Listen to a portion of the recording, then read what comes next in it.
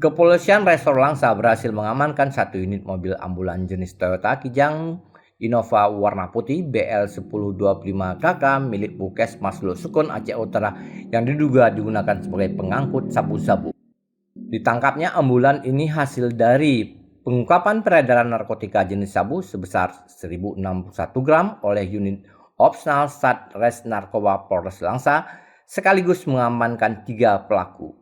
Ketiga pelaku yang diamankan yakni AM 29 tahun warga Kampung Bukit Dinding Kecamatan Juluk, kemudian IS 33 tahun warga Bukit Panjau Kecamatan Nur Salam dan MU 36 tahun warga Kampung Juluk Tunong Kecamatan Juluk Kabupaten Aceh Timur.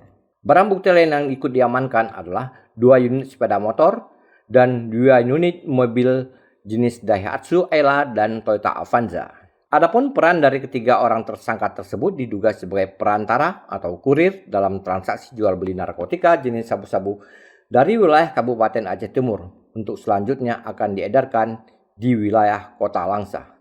Kapolres Langsa AKBP Andi Rahmansyah mengatakan sementara saat ini satu orang supir ambulans masih berstatus sebagai DPO dan sedang dilakukan pencarian oleh Polres Langsa.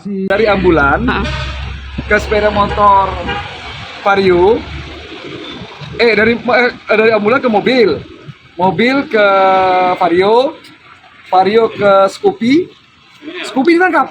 Nah, itu ditangkapnya di pekarangan daerah masjid di Juluk, Blangsa Pauh, Kecamatan Juluk, Aceh Timur.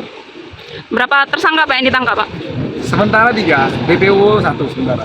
Untuk DPO-nya sudah melarikan diri ya, yang supir ambulan itu. Berarti 3 warga Aceh Timur ya Pak? 3-tiganya, yang 3 ini warga Aceh Timur, tapi yang sana warga Utara, yang supir ambulan.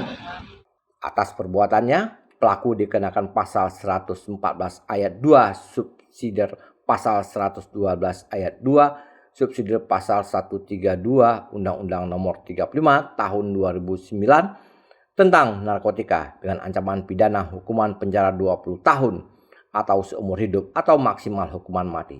Dari Langsa, Selin Novita melaporkan untuk Puja TV Aceh.